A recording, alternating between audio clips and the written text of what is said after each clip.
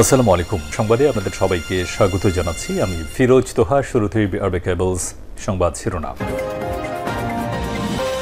জানিয়ে দেব এই মুহূর্তে হাতে পাওয়া সর্বশেষ গুরুত্বপূর্ণ আপডেট বাংলা সংবাদ। শুরুতেই থাকছে ময়মনসিংহের ভালুকায় খাদ্যবান্ধব কর্মসূচির ১২৫ বস্তা চাল উদ্ধার করা হয়েছে। বৃহস্পতিবার রাত 11:30টায় গোপন সংবাদের ভিত্তিতে উপজেলা প্রশাসন এসব চাল উদ্ধার করেন। এবারে জানাবো আসামে বাংলাদেশি বংশোদ্ভূত ৪৫০ মুসলমান পরিবার উচ্ছেদ।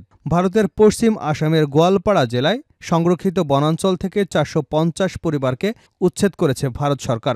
তাদেরকে বেআইনি দখলদার বলে উল্লেখ করা হয়েছে। তবে হিন্দুত্ববাদী সংগঠন রাষ্ট্রীয় স্বয়ংসেবক সংঘের পত্রিকার অর্গানাইজার এই পরিবারগুলোকে বাংলাদেশি বংশোদ্ভূত মুসলমান পরিবার বলে চিহ্নিত করা হয়েছে। জানাবো চট্টগ্রামে ছাত্রদলের নেতাকর্মীদের মারধরের অভিযোগ শিবিরের বিরুদ্ধে। চট্টগ্রাম কলেজে ইসলামী ছাত্র শিবিরের বিরুদ্ধে মারধরের অভিযোগ করেছে ছাত্রদলের নেতাকর্মীরা। তবে ছাত্র শিবিরের পক্ষ থেকে এমন অভিযোগ অস্বীকার করা হয়েছে। দুপুরে ছাত্রদলের এক কর্মীকে মারধরের সূত্রে হামলার ঘটনা ঘটেছে বলে অভিযোগ ছাত্রদলের নেতাকর্মীদের। এতে আহত হয়ে ৫ জন চট্টগ্রাম মেডিকেল কলেজ হাসপাতালে চিকিৎসা নিয়েছেন। জানিয়ে দেব সোমবার বিক্ষোভ সমাবেশ ডেকেছে হেফাজত। হজরত মোহাম্মদ সাল্লাল্লাহু আলাইহি ওয়াসাল্লামকে নিয়ে কটূক্তির প্রতিবাদ এবং দায়ীদের দ্রুত গ্রেপ্তারের দাবিতে আগামী সোমবার রাজধানীতে বিক্ষোভ মিছিল ও সমাবেশের ডাক দিয়েছে হেফাজতে ইসলাম বাংলাদেশ ঢাকা মহানগর শাখা। এদিন বিকাল ৩টায় বাইতুল মোকাররমের উত্তর গেটে এ কর্মসূচি অনুষ্ঠিত হবে। এতে প্রধান অতিথি থাকবেন হেফাজতের মহাসচিব আল্লামা শায়েখ সাজিদুর রহমান। জানিয়ে দেব পাচার হওয়া অর্থ পুনরুদ্ধার নিয়ে বিল ক্লিন্টনের সঙ্গে ডক্টর ইউনূসের আলোচনা। বাংলাদেশের অন্তর্বর্তী সরকারের প্রধান উপদেষ্টা ডক্টর মোহাম্মদ ইউনূসের সঙ্গে সাক্ষাৎ করেছেন যুক্তরাষ্ট্রের পররাষ্ট্রমন্ত্রী অ্যান্টনি ব্লিংকেন। বৃহস্পতিবার জাতিসংঘের সাধারণ অধিবেশনের ফাঁকে তারা সাক্ষাৎ করেছেন। প্রধান উপদেষ্টার প্রেস উইং জানিয়েছে, অ্যান্টনি ব্লিংকেন অন্তর্বর্তী সরকারের প্রতি পূর্ণ সমর্থন জানিয়েছেন। তাদের মধ্যে অর্থনৈতিক সহযোগিতা, রোহিঙ্গা সংকট, সন্ত্রাস দমন, শ্রম বিষয়ক সংকট এবং পাচার হওয়া অর্থ পুনরুদ্ধার সহ বিভিন্ন বিষয় নিয়ে আলোচনা হয়েছে। এবং সর্বশেষ জানাবো আন্তর্জাতিক সংবাদ।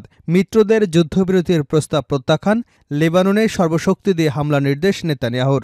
মিত্রদের যুদ্ধবিরতির প্রস্তাব প্রত্যাখ্যান করে সর্বশক্তি দিয়ে লেবাননে হামলার নির্দেশনা দিয়েছে ইসরায়েলি প্রধানমন্ত্রী বেঞ্জামিন নেতানিয়াহু। কাতার ভিত্তিক সংবাদ মাধ্যম আল জাজিরার এক প্রতিবেদনে এ তথ্য জানানো হয়েছে।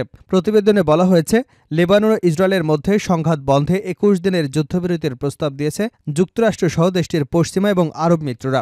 কিন্তু তাদের এই প্রস্তাব প্রত্যাখ্যান করেছে ইসরায়েলের প্রধানমন্ত্রী বেঞ্জামিন নেতানিয়াহু। এর পরিবর্তে তিনি সেনাবাহিনীকে সর্বশক্তি দিয়ে লেবাননে হামলা চালিয়ে যাবার নির্দেশনা দিয়েছেন। এতক্ষণ শিরোনাম শুনছিলেন, এবার বিস্তারিত। প্রিয় দর্শক, আপনি যদি এই চ্যানেলে নতুন হয়ে থাকেন, ভিডিওটি দেখতে দেখতে চ্যানেলটি সাবস্ক্রাইব করে আমাদের সঙ্গে থাকুন। আর এই ভিডিও সম্পর্কে আপনি আপনার মূল্যবান মতামতটি কমেন্ট বক্সে জানিয়ে দিন। আর হ্যাঁ প্রিয় দর্শক, জানিয়ে দিন ভিডিওটি কোথা থেকে দেখছেন। খাদ্যবান্ধব কর্মসূচির ১২৫ বস্তা চাল উদ্ধার, আটক ২।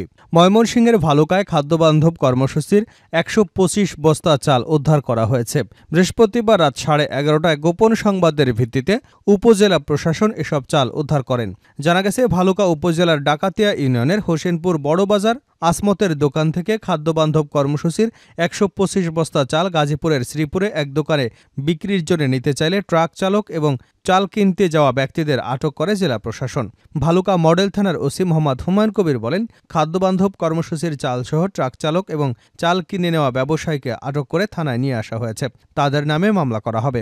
উপজেলা নির্বাহী কর্মকর্তা আলিনুর খান কালবেলাকে বিষয়টি নিশ্চিত করে বলেন, ডাকাতিয়া ইউনিয়নের হোসেনপুর বড় বাজারে আসমতের দোকান থেকে খাদ্যবান্ধব কর্মসূচির ১২৫ বস্তা চাল নতুন করে বস্তায় ভরে গাজীপুরের শ্রীপুর উপজেলা এক দোকানে বিক্রি করবার জন্য ট্রাকে করে নিয়ে যাচ্ছিল।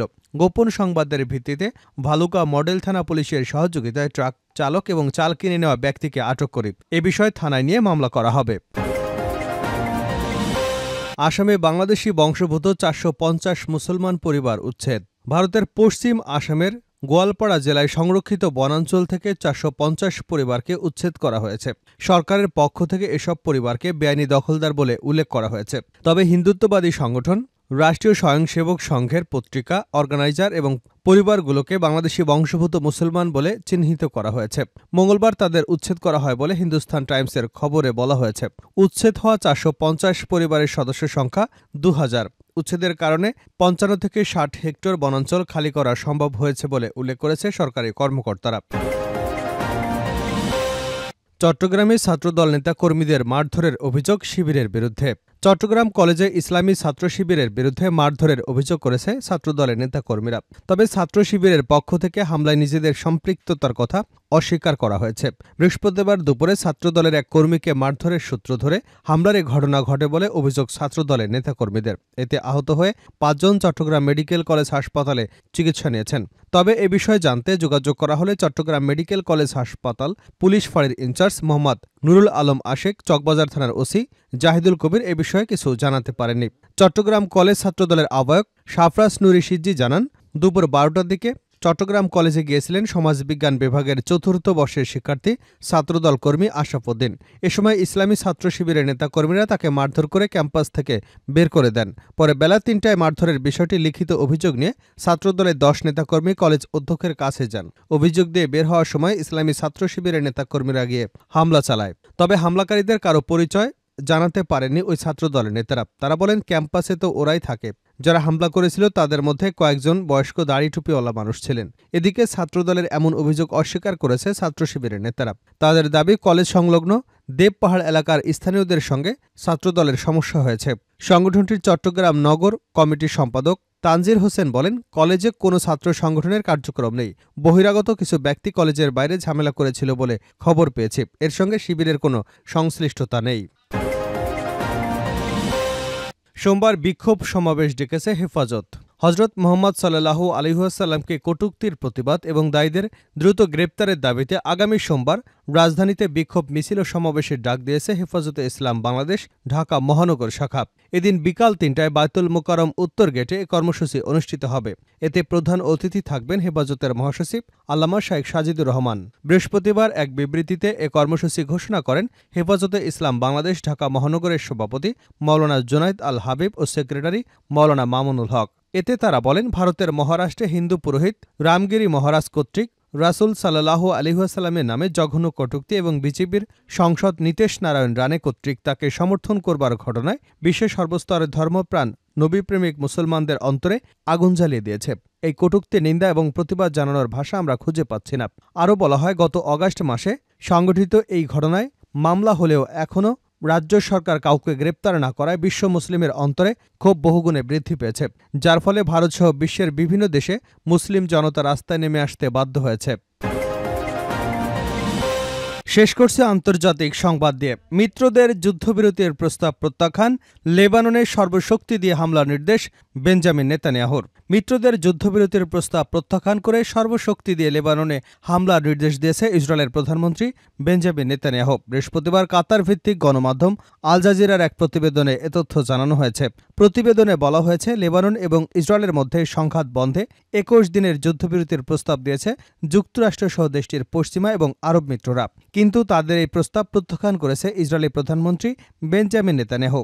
এর পরিবর্তে তিনি সেনাবাহিনীকে সর্বশক্তি দিয়ে লেবাননে হামলা চালিয়ে যাবার নির্দেশনা দিয়েছেন।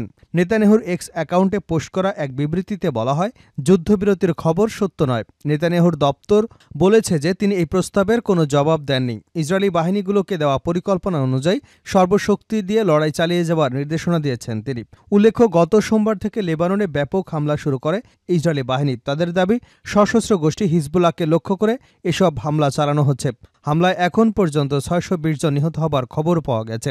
এর মধ্যে গতকাল বুধবার একদিনেই নিহত হয়েছেন 72 জন, আহত হন প্রায় 400 জন।